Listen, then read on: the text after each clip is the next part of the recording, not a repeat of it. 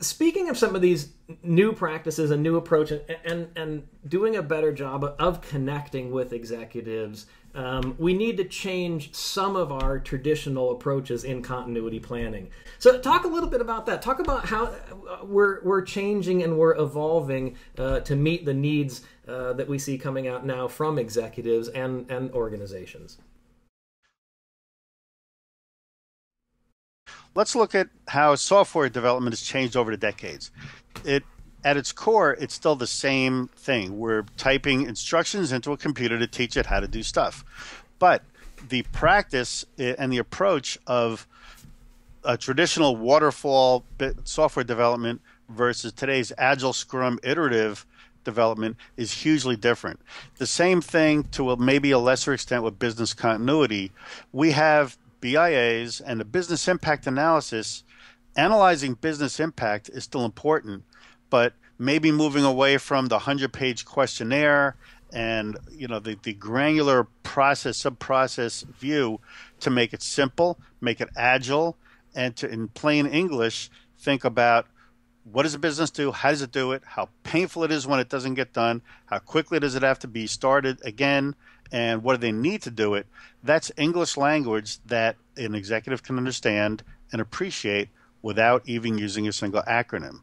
That's kind of the approach. And maybe it's, instead of going stepwise, the concept of let's assume risk, let's take a business component approach, and let's start planning and analyzing around loss of building, loss of workplace, loss of technology, loss of people, loss of combinations, and then get some plans together, exercise them, see how that works, redo our analysis, tweak the plans, and agile, iterative, take it forward. That might have a lot of value. Yeah, I think that's right. I think we're seeing some of the leading edge practitioners, some of the thought leaders, I think, are really taking more of this iterative approach, this organic approach to getting the continuity planning done.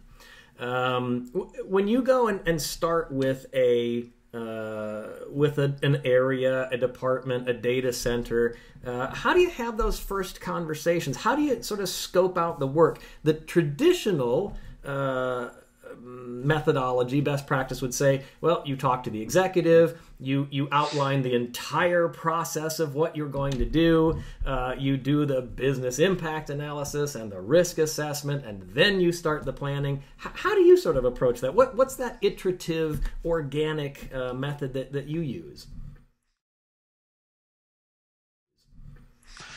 It's moving that more towards a consultative approach to approach areas and say, first of all, let me listen, because God gave you 2 ears and 1 mouth, so do the math. Listen, don't preach to them. For God's sake, don't try to teach an executive about business continuity. Listen to them and their concerns, and then talk about how we can mitigate those with a little more discovery and a little more planning, and then you'll get far. It's been painful for me to sit in a room and watch business continuity experts try to teach executives the difference between RTO and RPO. It is such a waste of time. And as Yogi Berra said, you can hear a lot by listening. So what do you do for the BIA? So how do you structure the information that you want to capture? It comes down to we touched on it before. It comes down to just a handful of key questions. What does this area do, and how do they do it? How painful is it if it doesn't get done in terms of tangible and intangible impacts? And we'll return to that. How quickly does it have to be started up to be doing again in order to avoid material harm? And what do you need in order for it to get done? So 4 basic questions, and you can get into the data the next level down.